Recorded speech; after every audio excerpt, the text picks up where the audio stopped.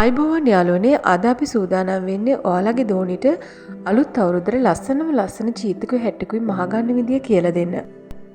මේ සඳහා අපට අවශ්‍ය කරනවා රෝස පාට ලේස් කොටන් රෙද්දෙන් යාරයක් සහ සුදු පාට ලේස් කොටන් රෙද්දෙන් යාරයක්. මේකෙදි මම අරගෙන තියෙන ලේස් කොටන් රෙද්ද නෙවෙයි සුදු පාට රෙද්ද කඩා හැරෙන ලිනන් රෙද්දක්. ඔයාලා කැමති විදිහට මැටීරියල් එකකින් තෝරගන්න පුළුවන් කොටන් රෙදි මේ සඳහා වඩාත්ම ගැලපෙනවා.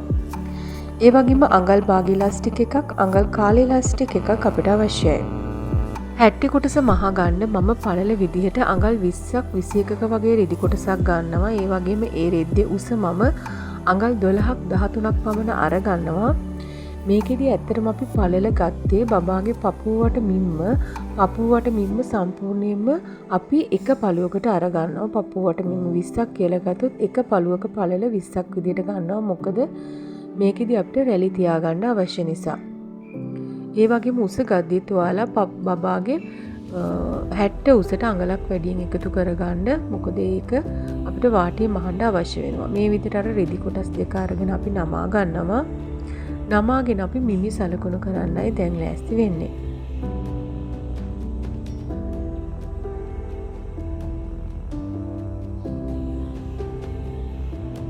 මෙන්න මේ විදිහට අඟල් 1යි කාලක් අපි උඩ ඉඳන් පහළට ලකුණු කරගනවා. රෙදි කොටස් දෙකකම දැන් අපි නමාගෙන තියෙන්නේ. අඟල් 1යි කාල මේ විදිහට තැන් කීපයකින් ලකුණු කරලා ඉරක් ඇඳ ගන්නවා. ඇත්තටම මේක අපි පාවිච්චි කරන්නේ ඉලාස්ටික් එක දාගන්න. මේ විදිහට රේඛාවක් ඇඳ ගන්නවා.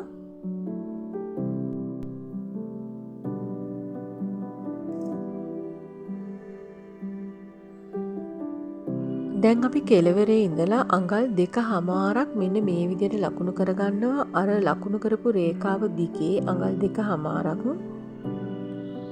ඊට පස්සේ අඟල් 1.5ක් ඒ ස්ථානයේ ඉඳන් පහළට ලකුණු කරගන්නවා. දැන් අපි මේ අත් වට ඇඳ ගන්නට තමයි සූදානම් වෙන්නේ. මෙන්න මේ විදිහට ඉරක් ඇඳගෙන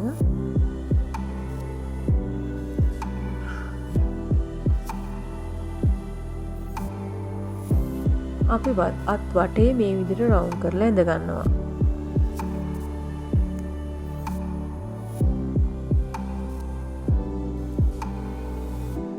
මේකෙදි අපි ඉන වටමින්ම සහ පපුව වටමින්ම එකක් විදිහට ගන්නේ. මෙතන අඟල් ප්‍රමාණයක් අඩු කරලා හැඩ කරන්නේ නැහැ. චූටි බබෙක් නිසා ඒ අගයන් ගොඩක් වෙනස් වෙන්නේ නැහැ. මේ හැට්ටි උස සමා ලකුණු කරගත්තේ අඟල් 10ක් කියලා. හැට්ටි උස අඟල් 9යි. ඒකට තව අඟලක් එකතු කරගන්නවා වාටි මැහෙන්න. ඒ විදිහට අඟල් 10යි ලකුණු කරලා මෙන්න මේ විදිහට ඉරක් ඇඳ ගන්නවා.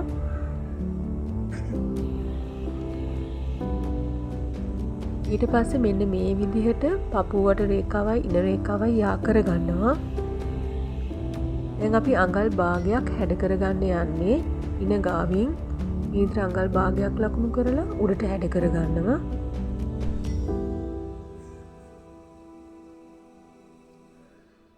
දැන් වල හැට්ටි කොටස කපද්දි මෙන්න මේ විදිහට අර අඟල් 1යි කාලෙන් නමලා රේඛාව දිගේ කපාගෙන යන්න. අනිවාර්යයෙන්ම අර විදිහට අඟල් 1යි කාලේ රේඛාව නමලා තමයි අපි හැට්ටේ කපා ගන්න ඕනේ. හැට්ටේ කපා ගත්තාම අපිට මෙන්න මේ විදිහට තමයි පේන්නේ. දැන් අපි දිග අර ගන්නවා.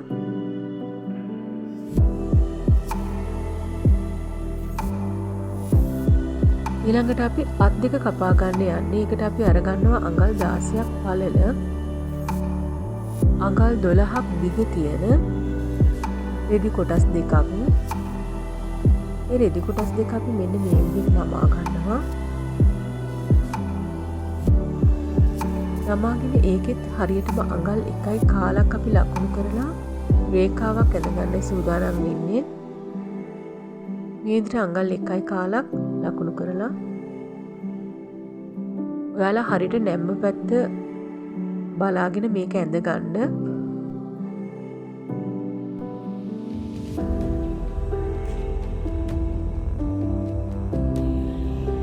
අඟල් 1යි කාලේ ලකුණු කරලා ඊට පස්සේ අපි කරන්නේ බබාගේ උරහිසමින්ම දෙකට බෙදලා එන අගය මේ රේඛාවේ ලකුණු කරන එක. මගේ බබාගේ උරහිසමින්ම මම ගන්නේ 9ක් කියලා. සාමාන්‍යයෙන් අවුරුදු 4 5 වගේ බබාලගේ උරහිස 9 8 වගේ අගයක් එන්නේ. එතකොට උරහිස 9යි 4.5ක් මම මෙන්න මේ විදිහට රේඛාවේ ලකුණු කරා. ඊට පස්සේ අර කලින් කපාගත්ත 60 කොටසේ අත අර 1.5 කාලක් අපි ලකුණු කරපු ස්ථානය මෙන්න මේ විදිහට එක උඩ තියලා රේඛාවන් දෙක අපි 60 අත ඇඳ ගන්න තමයි සූදානම් වෙන්නේ. මතක ඇතුව මේ 60 කොටස තියද්දී ඔයාලා උරහිස බිම දෙකට බෙදලා අපි ලකුණු කරගත්ත ඒ ස්ථානයේ තියන්න.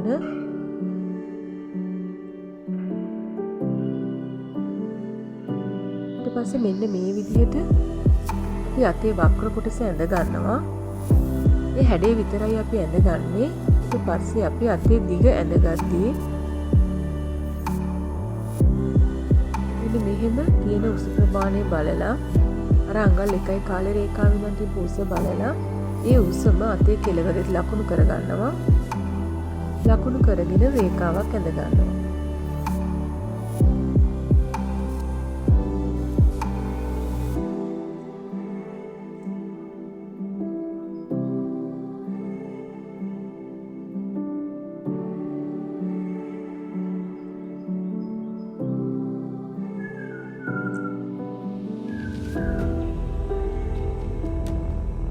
දැන් අපි කපා ගද්දී අර 60 කපා ගත්තා වගේම අඟල් 1 කාලේ රේඛාවෙන් නමලා තමයි අත කපා ගන්නට ඕනේ. මෙන්න මේ රේඛාව දිගේ කපාගෙන යනවා.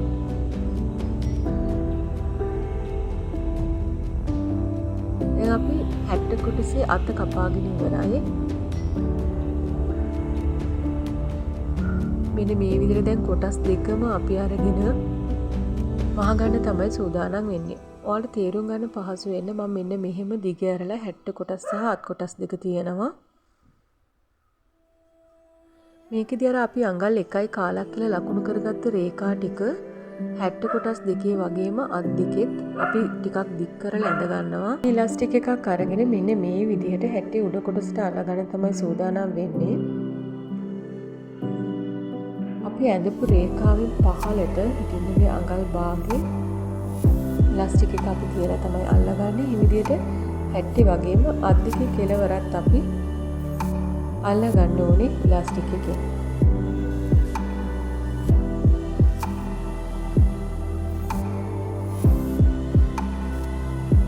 දැන් බලමු අපි කොහොමද මහගන්නේ කියලා. මුලින්ම අපි ඉලාස්ටික් එක රඳවා ගන්න වැහුම් දෙකක් විතර යොදාගෙන එතන තරමක් තද කරගෙන ඊට පස්සේ තමයි ඉලාස්ටික් එක ඇදලා මහගන්නේ. ඔයාලට පේනවා ඇති. මේ ඉලාස්ටික් එක අවශ්‍ය ප්‍රමාණය ගත්තොත් එහෙම සාමාන්‍යයෙන් බබාගේ පපුවට බිම දෙකට බෙදලා එන අගයෙන් අඟල් 2ක් විතර අඩු කරපු ප්‍රමාණයක් ඉලාස්ටික් එක අරගන්න. එහෙම නැත්නම් අපිට කර ලොකු වෙන්න ඉඩ තියෙනවා.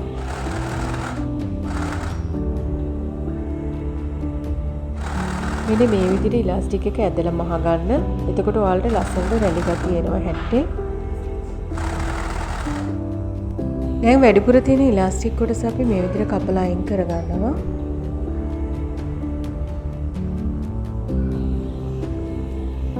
ඊට පස්සේ මෙන්න මේ විදිහට ඇතුළට නමලා ඉලාස්ටික් එක අපි වැහෙන විදිහට මහ ගන්නවා. මේකෙදී ඔයාලා අර කලින් කරා වගේම ඉලාස්ටික් එක ඇදලා මහ ගන්න.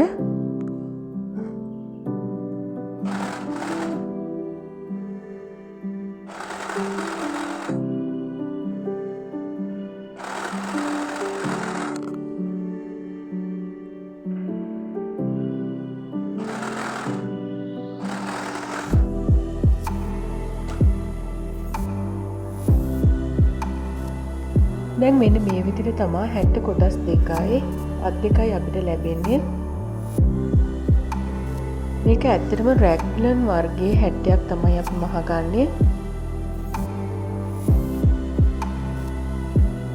දැන් අපි මේ විදිහට 60 හොඳ පිටයි අතේ කන පිටයි තියලා අඟල් භාගයකින් මේ දෙක සම්බන්ධ කරගන්නවා. ඊට පස්සේ මේ විදිහට ආයෙත් හොඳ පිට අරගෙන 60 කන පිට තියලා මෙන්න මේ විදිහට අඟල් භාගයකින් මහ ගන්නවා. ඒ විදිහට 60 අත් දෙක අපි සම්බන්ධ කරගන්නවා. 60 අත් දෙක සම්බන්ධ කරගත්තට පස්සේ මෙන්න මේ විදිහට තමයි තියෙන්නේ. ඊට පස්සේ යටින් අපි අඟල් භාග බැගින් නමලා වාටි මහ ගන්නවා. 60 කොටස් දෙකෙත් මහ ගන්න ඕනේ. අත් දෙකෙත් කෙළවර වාටිය මේ විදිහට මහ ගන්න ඕනේ. එහෙම වාටි මහගත්තට පස්සේ මේ විදිහට තියෙන්නේ අපි දැන් හැට්ටේ යට සහ අත් දෙකේ කෙළවරට ඉලාස්ටික් එකක් සම්බන්ධ කරගන්න ඕනේ. මේකට මම අඟල් කාලි ඉලාස්ටික් එක තමයි අරගෙන තියෙන්නේ. ඔයාලට පුළුවන් අඟල් දෙකක් අඟල් එකමාරක් වගේ උඩින් මේ ඉලාස්ටික් එක අල්ලගන්න. මේක ඔයාලට කරන්න අමාරු නම් ඔයාලට පුළුවන් රේඛාවක් ඇඳගෙන ඒ ඔස්සේ ඉලාස්ටික් එක අල්ලගන්නත් පුළුවන්. මම එහෙම අඳින්නේ නැතුව තමයි ඉලාස්ටික් එක අල්ලගන්නේ.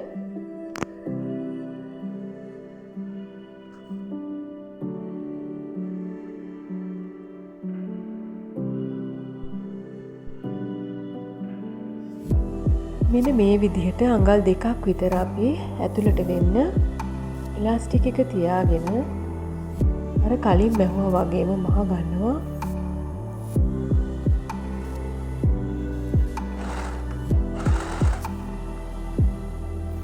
ඉලාස්ටික් එක හොඳට ඇදලා මහ ගන්න. මොකද හැට්ටේ යට කොටස හොඳට කඳට සවි වෙන්න ඕන නිසා.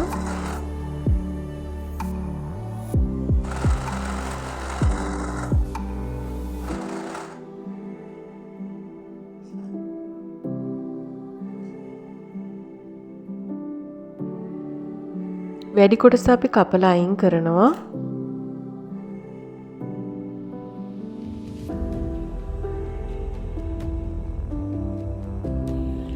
දැන් ඔන්න 60 කොටස් දෙකයි අත් දෙකේ ඉලාස්ටික් අල්ලලා ඉවරයි.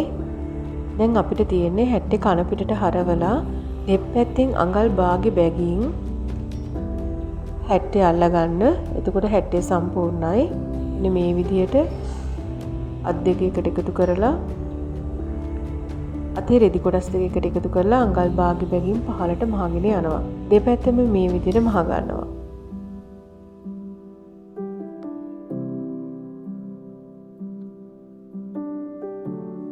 මහල ඉවරුනාම මෙන්න මේ වගේ තමයි අපිට 60 ලැබෙන්නේ.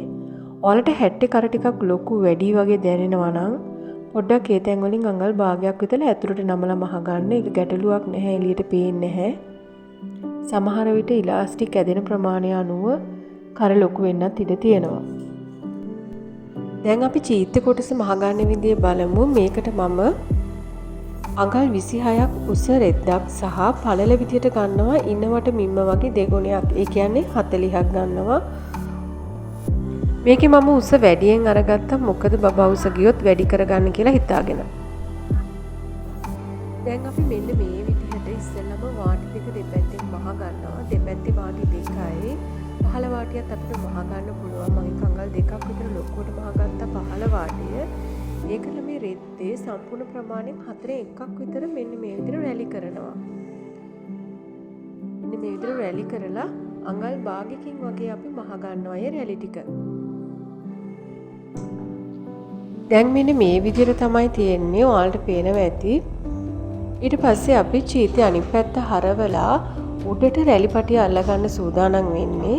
මේ සඳහා අපි අර සුදු පාට ලිනන් රෙද්දෙන්ම කපා ගන්නවා රැලි පටියක්. ඉන්නවට මිම්ම වගේ දෙගුණයක් හෝ තුන් ගුණයකින් ගන්න.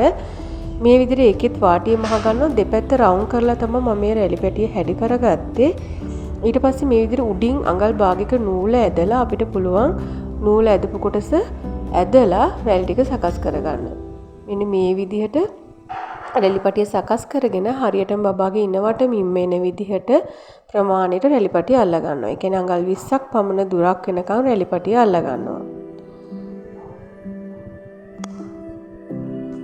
ඊට පස්සේ මම ආයෙත් අනිත් පැත්ත හරවලා දැන් මේකට පටියක් සම්බන්ධ කරගන්න යන්නේ. මේකෙදි මෙන්න මේ විදිහට අඟල් 2.5ක් විතර පටියක් අරගෙන ඒක රැලි පටියට තියලා මහ ගන්නවා. සම්පූර්ණ චීත්ත කොටසටම මේ රැලි පටිය අල්ලන්න ඕනේ. එතකොට තමයි ලස්සනට නිමාවකින් එන්නේ. ඊට පස්සේ මේ අවසානයේදීත් අපි අඟල් භාගයක් ඇතුළට නමන විදිහට තමයි පටිය අල්ලගන්නේ. ඊට පස්සේ මේ පටිය අහුවෙන්නේ නැති විදිහට අපි ඉලාස්ටික් එකක් අරගෙන ඉලාස්ටික් එක ඇදලා මහ ගන්නවා. ඉලාස්ටික් එක ඇදලා මහන විදිය වල දන්නවා. ඉනවට මිම්මට වඩා අඟල් 2ක් විතර අඩුවෙන් ගත්තා නම් අපිට බබාගේ ඉනේ ලස්සනට රඳවන්න පුළුවන් චීත්තේ. ඊට පස්සේ මේ ඉලාස්ටික් එක වැහෙන්න හරි පටිය නමලා මෙන්න මේ විදිහට මහනවා. මේක ඇදලා මහන්න ඉලාස්ටික් එක ඇදලා පටිය මහ ගන්න. එතකොට අපි රැලි පටිය අල්ලගත්තේ ඉලාස්ටික් එක යොදාගත්තේ ඉනවට ප්‍රමාණයට පමණයි. රැලි පටිය තියෙන කොටසට විතරයි ඉලාස්ටික් එක අල්ලගත්තේ. ඒක මතක තියාගන්න. දැන් අපි චීත්තේ මහලා ඉවරයි. අපිට පුළුවන් ටිකක් ලස්සන කරගන්න මේ විදිහට සුදු පාට ෆැබ්‍රික් පේන්ට් පින්සලක් සහ ස්ටෙන්සිල් එකක් යොදාගෙන ඩිසයින් එකක් දාන්න. ෆැබ්‍රික් පේන්ට් එකට වතුර දාන්න එපා. සුදු පාට ෆැබ්‍රික් පේන්ට් එකක් පින්සලට අරගෙන ස්ටෙන්සිල් එක උඩින් අඳින්න. ඊට පස්සේ විනාඩි 5ක් 10ක් විතර තියලා ස්ටෙන්සිල් එක අයින් කරාම මේ ඩිසයින් එක ලස්සනට රෙද්දේ හිටිනවා.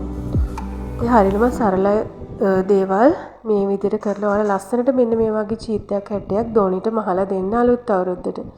ගොඩක් ස්තුතියි මාත් එක්ක එකතු වුණාට.